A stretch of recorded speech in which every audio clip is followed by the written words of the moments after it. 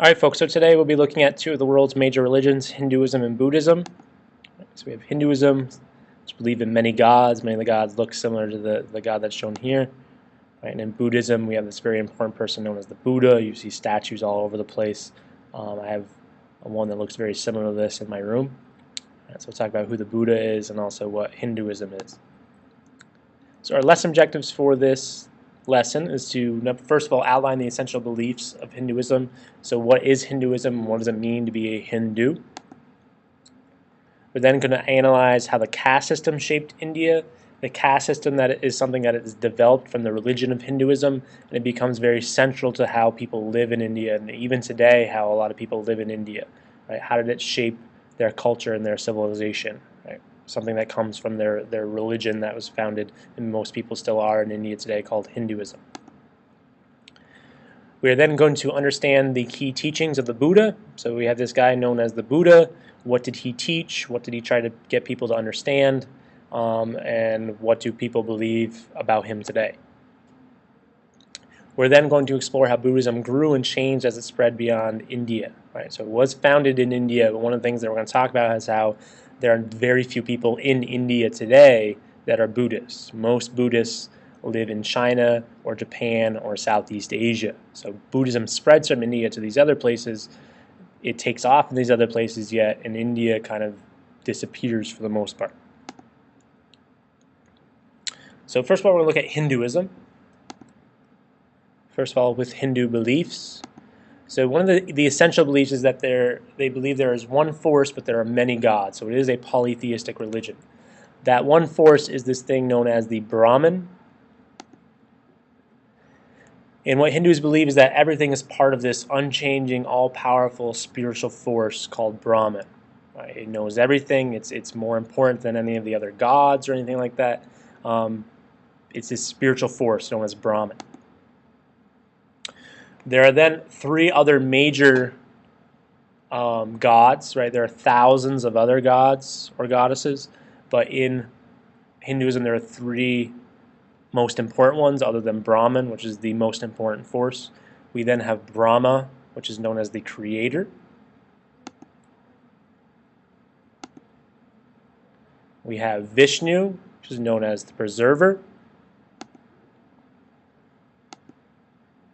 And then we have Shiva, who is known as the destroyer.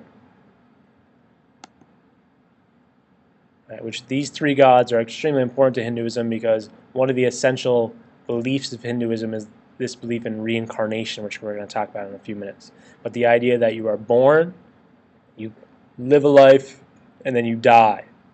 Right? And then eventually you are reborn. Right? But these three gods represent that. Right? You have Brahma, who's the creator.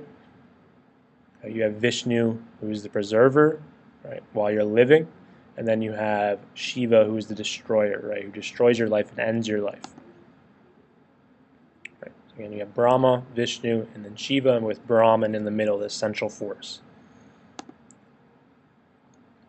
Right. There are then these sacred texts that are very important to Hinduism. Most of them are collected in these group of works called the Vedas. Also these things called the Upanishads, which are part of the Vedas. So over hundreds of years, Hindu teachings were recorded into the Vedas. So this was done over a very long period of time. Someone didn't sit down and write down all the teachings of Hinduism. These were collections of teachings that were collected together over hundreds of years and formed into this series called the Vedas. And what they do is they use images and parables to teach about the human soul and the connectedness of all life. All right, so they use parables. So parables are stories with a purpose. Right? They're stories that try to teach you about different parts of life. So we're going to look at one story here. There's a very famous story from the Upanishads, part of the Vedas, called the Banyan tree. And in India, there are these trees called the banyan trees that are very, very important. They yield this very small fruit, almost looks like a small banana almost. You break the fruit open and there's a lot of seeds on the inside of it. Right, so this is a real, just quick story from the Upanishads called the banyan tree. So you have this little boy asking, this father asking, what do you see? Very tiny seed, sir. Break one. I have broken it, sir. Now what do you see? Nothing, sir. My son, what you do not see is the essence of life, and in that essence the mighty banyan tree exists. Believe me, my son, in that essence is the soul of all that is. So the essence of life comes from this little tiny seed from this banyan tree. This little tiny seed can make this giant tree that yields all of this fruit. Right? You break the seed open, you can't see anything. Right? He's trying to teach his son that you can't always see everything that you need to believe. Right? You can't see it, yet it's there. Right? And then you have the goal of life. Right? So Hindus believe that they have to do certain things to achieve this thing called moksha, right? Which moksha, for the most part, right, well, the way we like to think about it is going to heaven. Right? Eventually, people achieve moksha if they're a good person. They follow all the rules and do all the things that Hinduism asks them to do.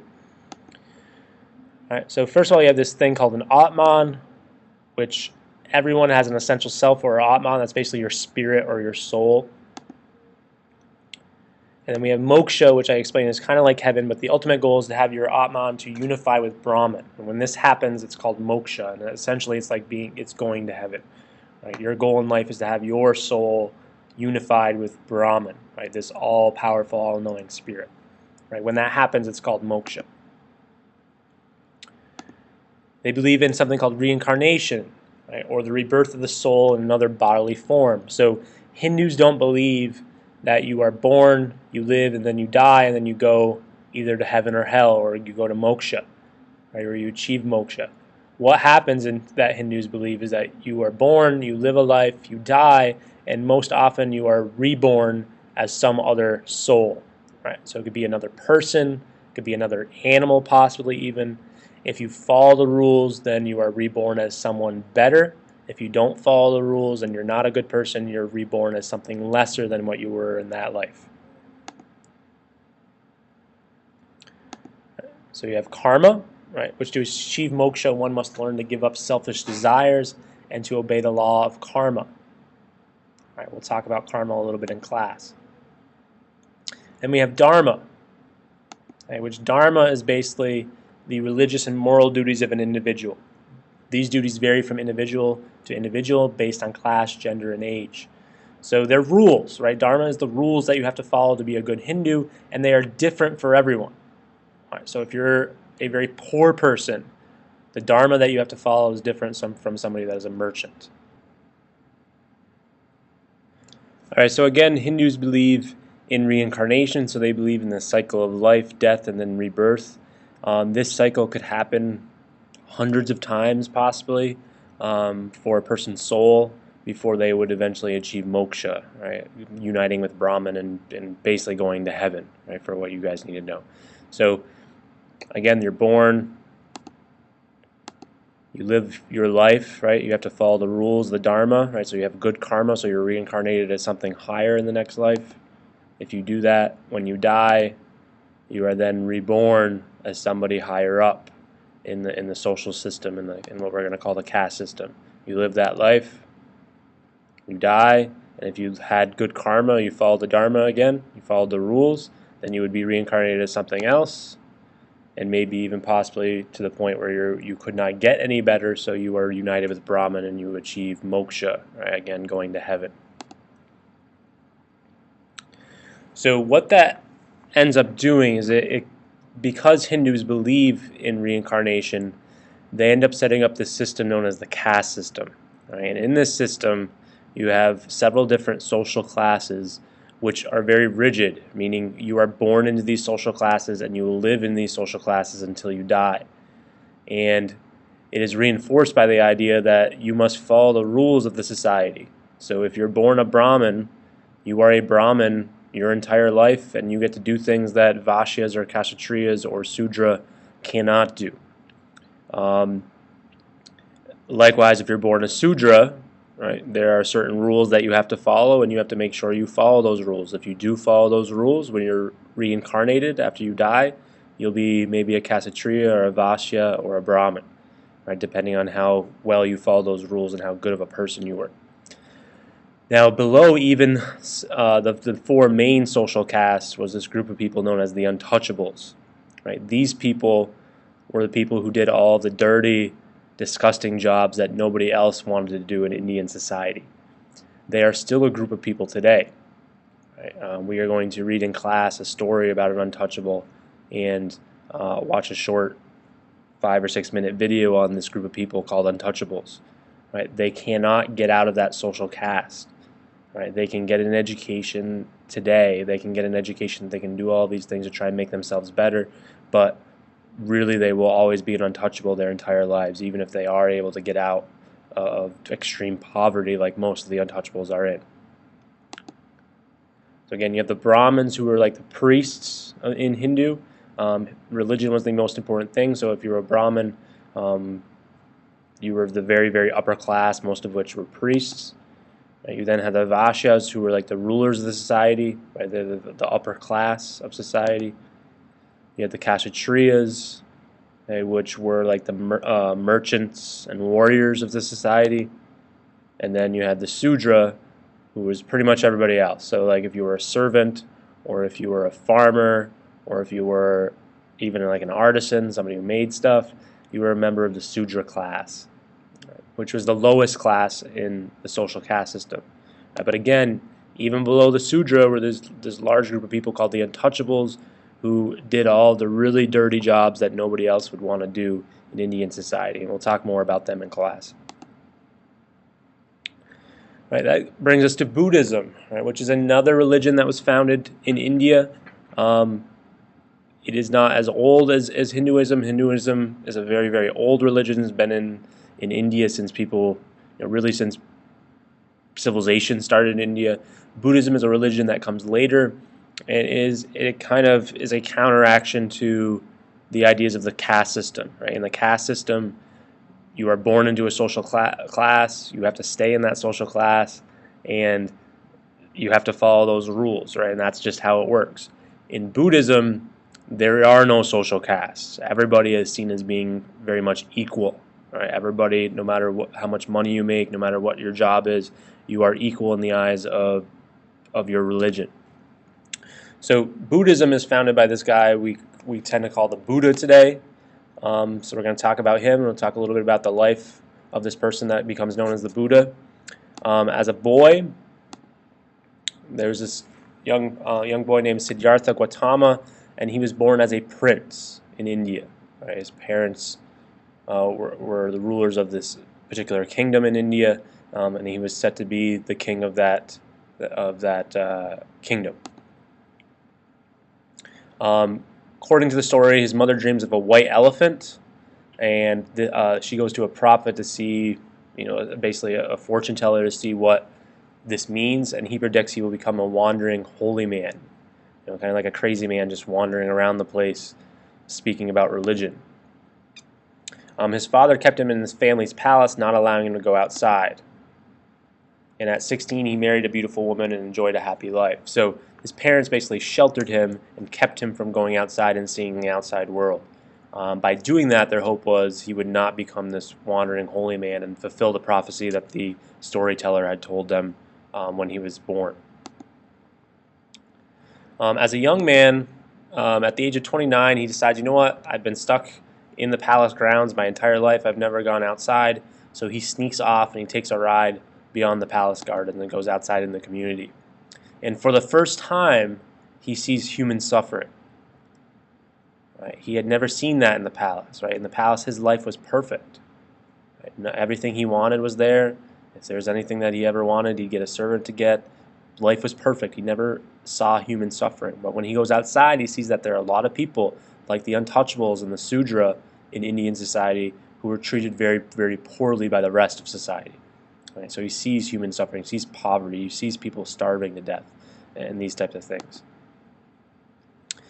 He becomes deeply disturbed by this, and he left his family and started wandering for years to try to discover a place where there was neither suffering nor death. So he fulfills that prophecy that when he was born, the story or the fortune teller had come up with. Right, the fact that he would become this wandering holy man. Right, he wanders around India looking for a place, looking to find a place where there is no suffering and no death. Right? He wants to find this place. Okay. At some point, he sat under a tree and meditated, and during this meditation, he found the cure for suffering and sorrow. So he sat under this tree and started meditating. Meditation is a very important part of Buddhism today. As he's meditating, he discovers the cure, right, for suffering and sorrow. He figures out how he's going to fix this, how he's going to make a society where there is no suffering and there is no sorrow. There's a painting, a famous painting of the Buddha sitting under the Bodhi tree, right, that he meditated under. Right, and the thing that he comes up with, right, while sitting under that tree becomes known as the Four Noble Truths. Right, the first of which, he says, all life is full of suffering, pain, and sorrow. So the first step here, kind of like a 12-step program, the first step is to admit that life is full of suffering, pain, and sorrow. Right, you got to admit that, right, that life is not perfect. Right, there is a lot of suffering, there's a lot of pain, and there's a lot of sorrow out there in the world. After that, the second noble truth is to say that the cause of suffering is non-virtue or negative deeds and mindsets such as hatred and desire. Right, so all of the world's suffering comes down to two things: hatred and desiring things. Third noble truth, right, the way to get rid of suffering is to overcome non-virtue. So basically to get rid of hatred and desiring objects, desiring things in your life. You get rid of those two things, there will be no suffering in your life. And then the way to overcome that, the way to get rid of hatred and desire, right, the way to overcome non-virtue is to follow these things known as the Eightfold Path. Right, so we'll go to those.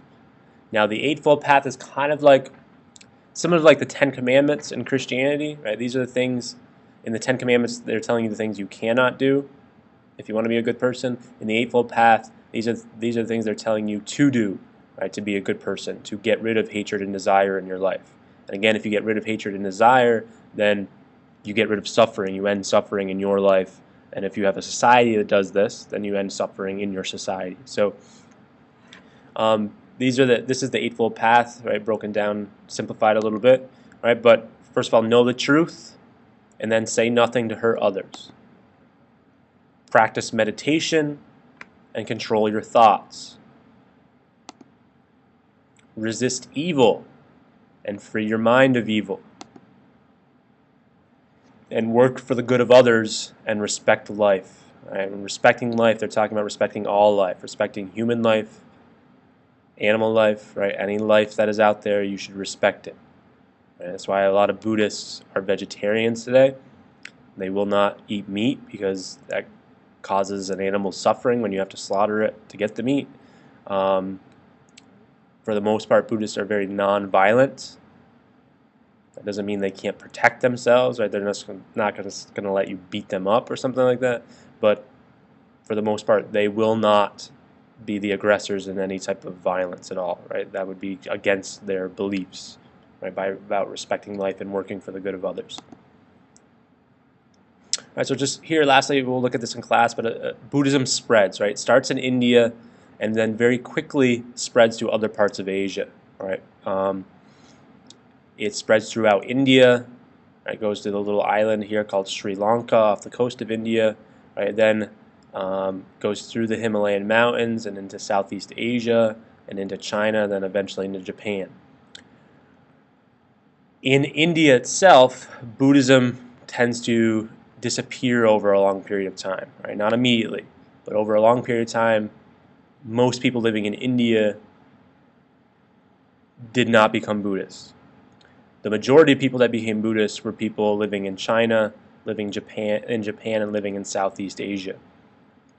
Right. So if you go to India today, most people are either Hindu or Muslim in that country because of the way that the rest of their history went. Buddhists were kind of pushed out. But in China, in Southeast Asia, and Japan, there are millions and millions and millions of Buddhists, right, living in those countries that try to practice the teachings, the Eightfold Path and the Four Noble Truths that Siddhartha Gautama taught while he was alive.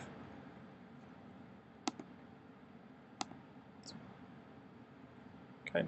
All right, so that is it for this podcast. All right, make sure you have completed those guide notes, bring those in, and we'll be talking about these two very important religions in class and doing some activities with these. All right, see you guys in class.